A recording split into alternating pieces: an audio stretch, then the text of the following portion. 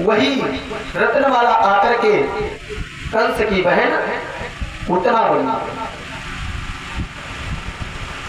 अब पूतना को बुलाया, आ जाओ बहन, इस समय पर हमारी एक सहायता कर दो। बोली क्या करना है? ऐसे भाई की मदद करनी है। गोकुल में जितने भी छोटे बच्चे हैं सबको खत्म करना है।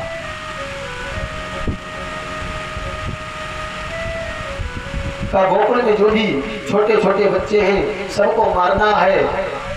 पूतना ने कहा ठीक है, जैसी आपकी इच्छा।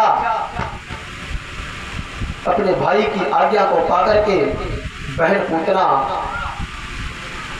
ने भेष बनाया किसका?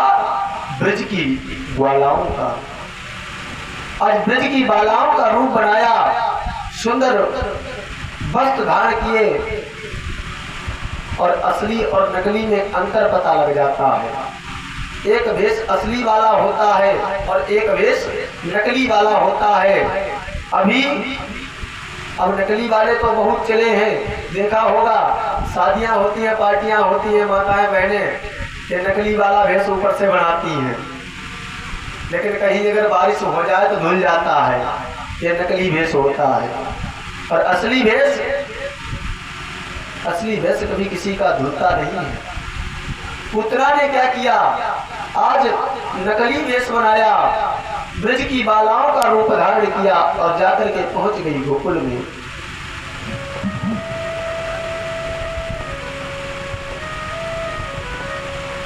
गोकुल में पहुंची, मैया यशोदा अपने कार्य में व्यस्त थी। मैया यशोदा कार्य में व्यस्त थी। मैया यशोदा को बुलाया, बहन मैंने सुना है थारे घर पे लाला आयो है, मैं थारे लाला के दर्शन करने आई हूं। मैया यशोदा कहने लगी, अरे तू कौन है, कहां से आई है? मैं तुझे तो नहीं जानती हूं। पूतना कहने लगी, मैं तुम्हारी दूर की बहन हूं, बचपन में मिला करते थे, शादी हो गई, हम सब भूल गए, अब नहीं याद है।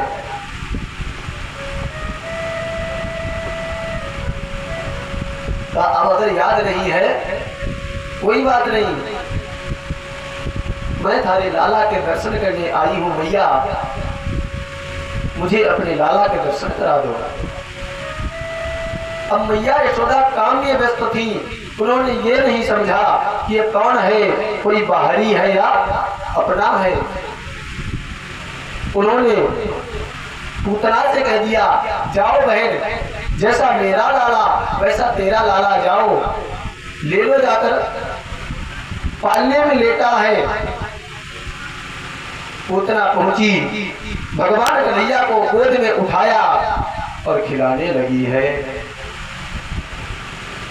भगवान कन्हैया को गोद में उठा करके खिलाती है। अब जब देखा कि सब अस्त व्यस्त है, इधर उधर काम में लगे हुए हैं,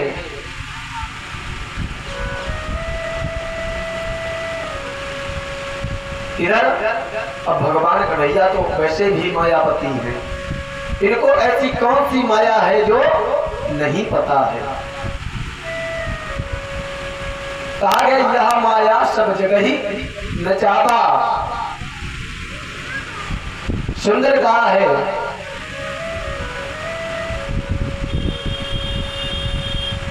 बड़ा सुंदर बाबा गोस्वामी तुलसीदास ने मानस में वर्णन दिया है। यह माया सब जगह ही नचावा,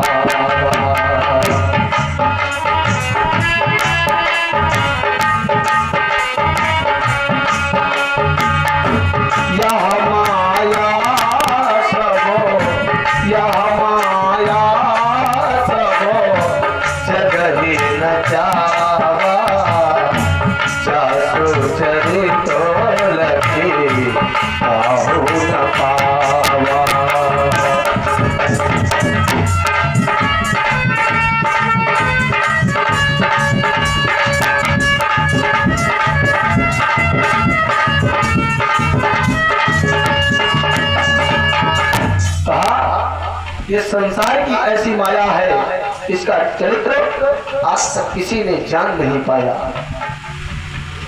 ये प्रभु की माया है, और मायापति के आगे अगर कोई अपनी माया फैलाने आ जाए तो वो तो ऐसे समझो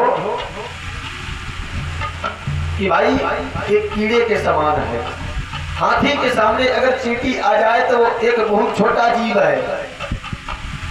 आज पूतना आई, भगवान को गोद में उठाया और गोद में उठा करके भगवान कन्हैया को मारना चाहती है। भगवान कन्हैया को मारना चाहती है, स्तनपान कराने का मन किया। भगवान कन्हैया को गोद में दिया, स्तनपान कराना प्रारंभ किया।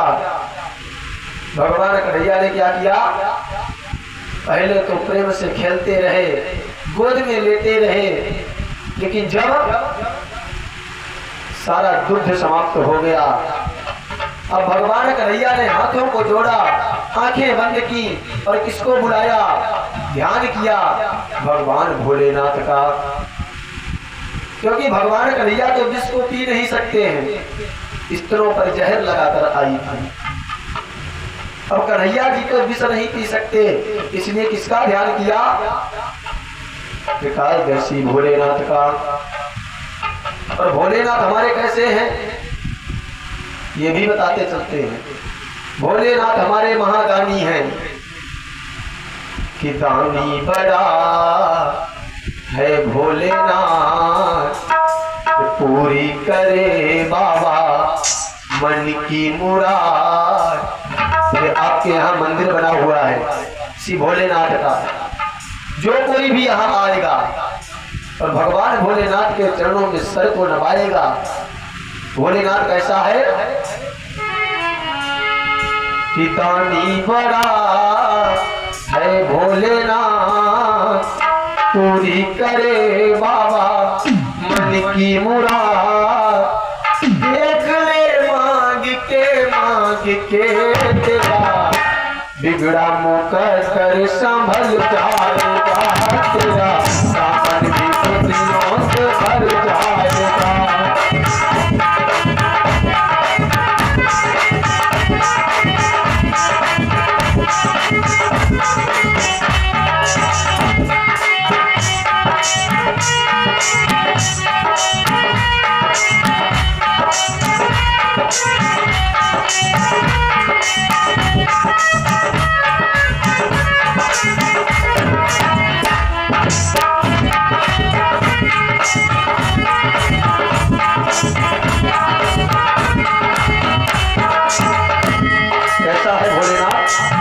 दानी बड़ा है भोलेनाथ, पूरी करे बाबा मन की मुराद। देख ले मांग के तेरा बिगड़ा मुकद्दर संभल जाएगा, तेरा सावन भी खुशियों से भर जाएगा।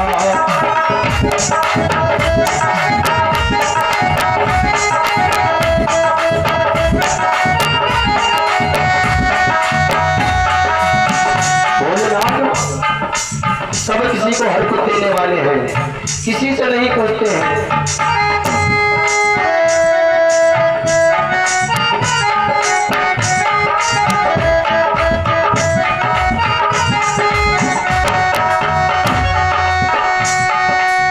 रावण को सोने की लंका दे डाली, इसने लौटाया नहीं किसी को भी खाली।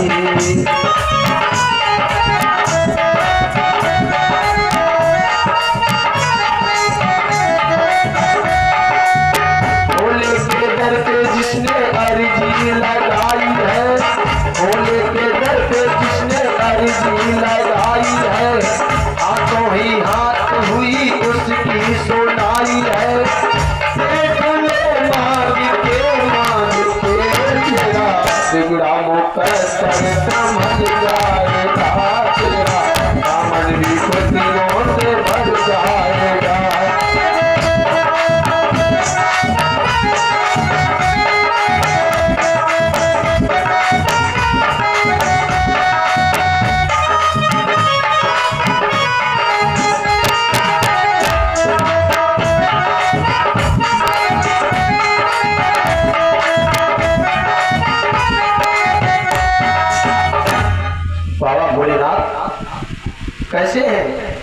जिसने भी भगवान के दर पर अर्जी लगाई है उसकी झोली को भरने वाले हमारे भोलेनाथ। आज कन्हैया जी ने भी भगवान भोलेनाथ का ध्यान किया। प्रभु आओ और इस विष को ग्रहण करो, आकर आप भी इसका पान कर सकते हैं। हमारे अंदर इतनी क्षमता नहीं है कि हम इस विष को सहन कर सके। आज भगवान भोलेनाथ आए और आकर के उस विष का पान किया। भगवान कन्हैया ने उसके साथ साथ प्राणों को खींचना प्रारंभ किया कि सर्वस्व स्वामी के आगे वो पर चेतक दिखलाने आई है।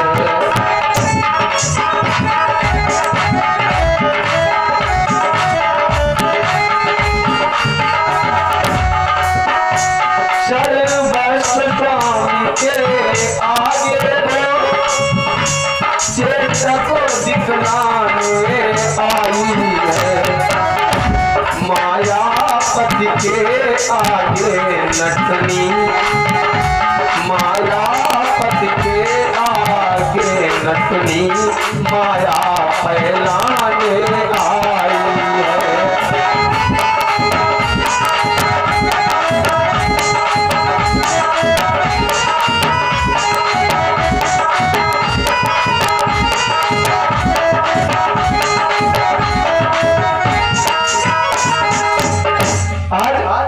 देखा कि वो अपनी माया को सर्वस्व स्वामी के आगे अपनी माया को फैलाने आई। अब सारे जगत के जो रचयिता श्री हरि उनके सामने अगर हम अपनी माया को दर्शाएंगे तो वो माया कैसी होगी। उनके आगे हमारी माया तो वैसे भी फीकी है। भगवान कन्हैया ने जब प्राणों को खींचना प्रारंभ किया, पूतना झटपटाई, चिल्लाने लगी और वहां से नगर के बाहर की ओर भागने लगी। लेकिन भगवान कन्हैया ने क्या किया, उन घूंटों के साथ ही आज भगवान ने धीरे धीरे धीरे धीरे प्राण खींचना प्रारंभ किया। आंखें सिकुड़ने लगी, चिल्लाने लगी, अरे बहन, ए भैया यशोदा, आओ अपने लाला को मेरी छाती से अलग करो। ये मुझे जीवित नहीं रखेगा। मैं आज के बाद कभी इसको खिलाने नहीं आऊंगी, इसको देखने नहीं आऊंगी। आज के बाद मैं गोकुल में भी नहीं आऊंगी। आकर के अपने लाला को यहाँ से ले जाओ। अब वहां सुनने वाला कौन है? भैया यशोदा तो काम में व्यस्त है, कोई सुनने वाला नहीं है। भगवान कन्हैया ने पूतना के प्राणों को खींच लिया। अब पूतना जाकर के नगर के बाहर अपने स्वरूप में आई और वहीं गिर पड़ी। अब छोटा पूरा शरीर हो तो देखा जाए, अब जो 3-4 किलोमीटर लंबा शरीर होगा उसे कौन देखेगा। जब सबको पता चला, इधर नंद बाबा भी नहीं थे। नंद बाबा मथुरा गए हुए थे। ग्वाल बालाओं ने जाकर के मैया यशोदा को बताया, मैया तुम्हारा लाला मैंने देखा है वहां किसी की छाती पर बैठा खेल रहा है।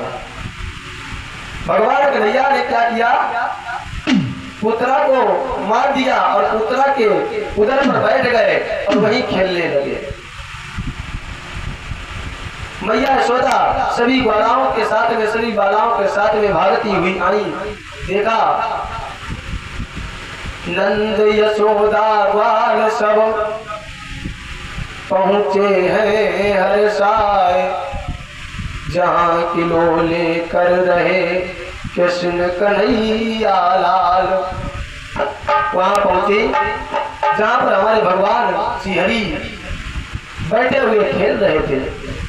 यशोदा मैया भाग कर गई, कन्हैया को उठाया और छाती से लगा लिया। मैया यशोदा ने कन्हैया को उठाया, छाती से लगा लिया, लाला कहाँ चला आया? मैंने ये नहीं समझा कि ये कोई राक्षसी है, ये तुझे मारना चाहती है। अगर मैं ये समझती ये राक्षसी है, तुझे मारना चाहती है, तो मैं तुझे इसके हाथों में नहीं देती। मैंने इसके हाथों में तुमको देकर बहुत बड़ी गलती की है। आज मैया यशोदा ने समझाया, लाला को गोद में लिया, तो वहां से चल पड़ी। नंद बाबा और ग्वाल बालाओं ने मिलकर पुतना के शरीर के टुकड़े किए और टुकड़े करके आज और जब उसका अंतिम संस्कार किया गया तो पुतना के शरीर से दुर्गंध नहीं बल्कि सुगंध आई है। अब सुगंध क्यों आई? क्योंकि स्वयं श्री हरि ने इसका स्तनपान किया, इसीलिए पुतना के शरीर से दुर्गंध नहीं बल्कि सुगंध आई। सब आकर के सारे ब्रजवासी, सारे गोकुलवासी घर लौट आए। बड़ा सुंदर महोत्सव चल रहा था। ग्वाल बालाएं सभी आपस में नृत्य कर रहे थे। भगवान कन्हैया के जन्मोत्सव पर बधाइयां गा रहे थे, नृत्य कर रहे थे, लेकिन कंस नहीं मानता है, क्योंकि उसको पता है कि हमारा काल हमारे सर पर मंडरा रहा है। कंस मानने वाला नहीं है। कंस सोचता है मन में, अगर मेरी बहन को मार दिया गया कोई बात नहीं, अभी हमारे पास बहुत सेना है, धीरे धीरे हम किसी ना किसी को भेजते रहेंगे, और जब कोई नहीं बचेगा फिर हम तो हैं ही। ये आज भगवान कन्हैया ने पुतना को मार दिया। बोलिए पूतना मर्दन भगवान की जय हो। आइए दो बार सभी प्रेम से प्रभु नाम संकीर्तन तत्पश्चात कथा को श्रवण करेंगे। सभी प्रेम से बोलेंगे कि कहाँ जाके छिपा चित चोर। सभी प्रेम से बोलेंगे कि कहाँ जाके छिपा चित चोर, राधा तेरी माला जपे, कहाँ जाके छिपा चित चोर, राधा तेरी माला जपे।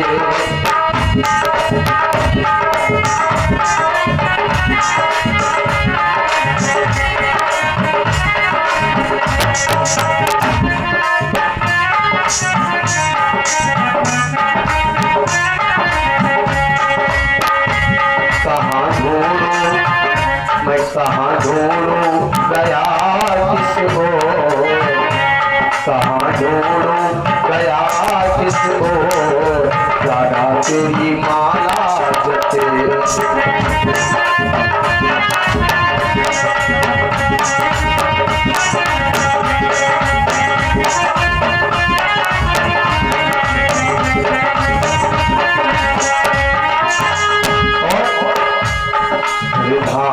चुनरिया में यमुना किनारे, धानी चुनरिया में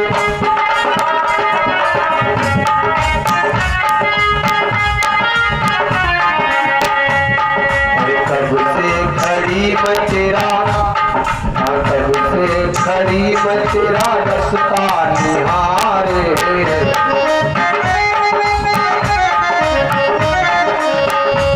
तेरे सब बांधी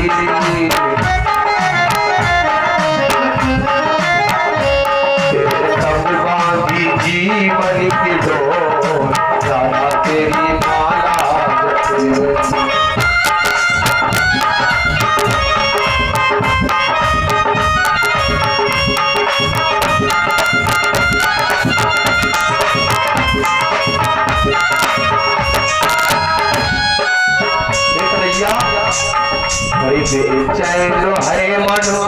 कुछ बोलने को।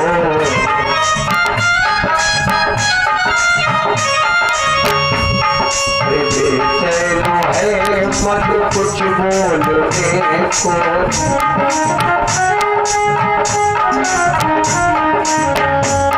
और मुरली के तानों पे तन डोलने को।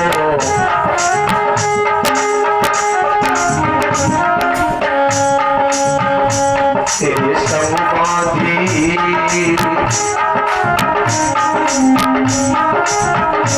तेरे संग बांधी जीवन की डोर।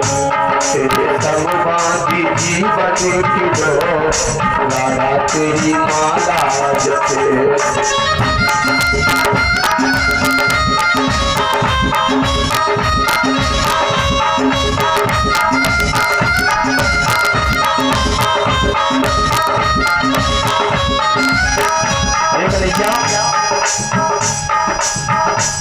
अरे मटकी न छीनी,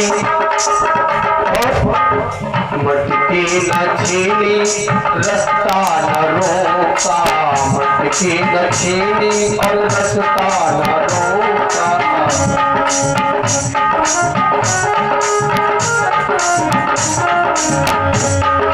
राधा ने खाया है, राधा ने खाया है आज ये धोखा।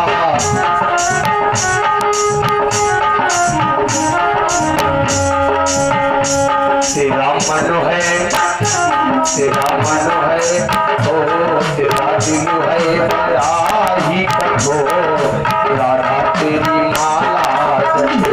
तेरा मन है बड़ा ही कठोर।